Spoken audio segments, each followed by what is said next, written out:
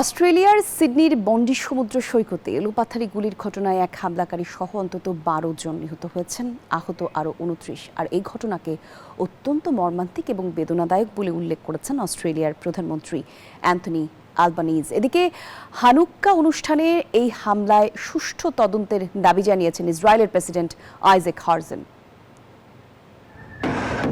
সমুদ্র সৈকতে উৎসবের আনন্দ মুহূর্তেই রূপ নিল বিষাদে। স্থানীয় সময় রোববার অস্ট্রেলিয়ার সিডনির বন্ডি সমুদ্র সৈকতে ইহুদিদের ধর্মীয় উৎসব হানুক্কার আনন্দে মেতেছিলেন সাধারণ মানুষ। তবে সেই আনন্দ স্থায়ী হয়নি বেশি সময়। হঠাৎই বন্দুকধারীরা এলোপাতাড়ি গুলি ছুটতে থাকেন পর্যটকদের ওপর। পদ্মা সেতু, মেট্রো রেল এবং এলিভেটেড এক্সপ্রেসওয়ে নির্মাণের গর্বিত অংশীদার বসুন্ধরা সিমেন্ট। প্রাণ বাঁচাতে ছোটাছুটি করতে থাকেন তারা। এর পরপরই দ্রুত ঘটনাস্থলে পৌঁছায় পুলিশ ও উদ্ধারকারী দল। আহতদের স্থানীয় হাসপাতালে নেয়ার পাশাপাশি সৈকতের আশপাশের সবাইকে নিরাপদ স্থানে সরিয়ে নেওয়া হয়। পুরো অঞ্চল জুড়ে নিরাপত্তার সতর্কতা জারি করা হয়েছে। এটা বেশ ভয়ঙ্কর ছিল। মেঝেতে অনেক মৃতদেহ পড়েছিল। তারা স্বয়ংক্রিয় রাইফেল দিয়ে নির্দিষ্ট লক্ষ্যবস্তুতে হামলা চালিয়েছে।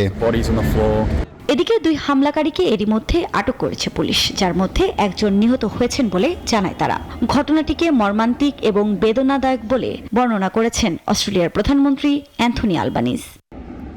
এদিকে হানুক্কা অনুষ্ঠানে এ হামলার সুষ্ঠু তদন্তের দাবি জানিয়েছেন ইসরায়েলের প্রেসিডেন্ট আইজ্যাক হারজগ। সিডনিতে আমাদের বোন ও ভাইয়েরা আক্রমণের শিকার হয়েছে। অস্ট্রেলিয়ার সরকারকে এমন ন্যাক্কারজনক ইহুদি বিদ্বেষের বিরুদ্ধে পদক্ষেপ নেয়ার এবং লড়াই করার আহ্বান জানাচ্ছি।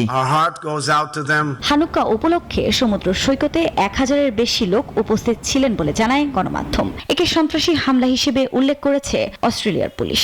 1996 সালের পর অস্ট্রেলিয়ার ইতিহাসে একে সবচেয়ে ভয়াবহ বন্দুক হামলা হিসেবে উল্লেখ করেছে সংশ্লিষ্ট কর্তৃপক্ষ।